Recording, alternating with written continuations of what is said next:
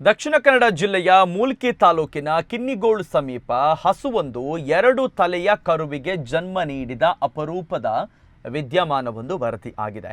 ಕಿನ್ನಿಗೋಳಿ ಸಮೀಪದ ದಾಮಸ್ಕಟ್ಟೆ ದೂಜಿಲ ಗುರಿಯ ನಿವಾಸಿ ಜಯರಾಮ್ ಜೋಗಿ ಎನ್ನುವವರಿಗೆ ಸೇರಿದ ಹಸು 2 ತಲೆಯ ಕರುವಿಗೆ ಜನ್ಮ ನೀಡಿದೆ. ಆದರೆ ಕರುವಿನ ದೇಹ ಮಾತ್ರ ಒಂದೇ ಆಗಿದೆ. ತಲೆ ಒಂದಕ್ಕೊಂದು ಅಂಟಿಕೊಂಡಿದ್ದು 4 ಕಣ್ಣುಗಳಿವೆ. ಮಧ್ಯಭಾಗದ 2 ಕಣ್ಣುಗಳು ಚಲನೆಯಲ್ಲಿಲ್ಲ, ಮತ್ತೆರಡು ಕಣ್ಣುಗಳು ಸರಿಯಾಗಿದೆ.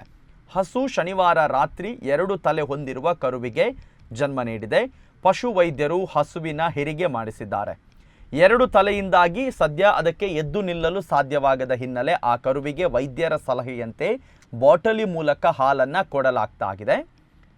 ದೇಹದ ತೂಕಕ್ಕಿಂತ ತಲೆಯ ತೂಕವೇ ಜಾಸ್ತಿ ಇರೋದ್ರಿಂದ ಕರುವಿಗೆ ಎದ್ದು ನಿಲ್ಲಲು ಸಾಧ್ಯವಾಗ್ತಾ ಇಲ್ಲ. ಹೀಗಾಗಿ ಹಸುವಿನ ಹಾಲನ್ನು ಕುಡಿಯಲು ಸಾಧ್ಯ ಆಗ್ತಾ ಇಲ್ಲ. ಹೀಗಾಗಿ ಅದಕ್ಕೆ ಈಗ ಬಾಟಲಿ ಮೂಲಕವೇ ಫೀಡ್ ಮಾಡಲಾಗ್ತಾ ಇದೆ ಅಂತ ಮನೆಯವರು ಕೂಡ ಮಾಹಿತಿಯನ್ನು ನೀಡಿದ್ದಾರೆ. ವೈದ್ಯರ ಸೂಚನೆಯ ಮೇರೆಗೆ ಇದೀಗ ಈ ರೀತಿ ಮಾಡಲಾಗ್ತಾ ಇದೆ. ಆದರೆ ಕರು ಮಾತ್ರ ಆರೋಗ್ಯವಾಗಿದೆ, ಆದರೆ ಎದ್ದು ನಿಲ್ಲೋದಕ್ಕೆ ಮಾತ್ರ ಸಾಧ್ಯವಾಗ್ತಾ ಇಲ್ಲ.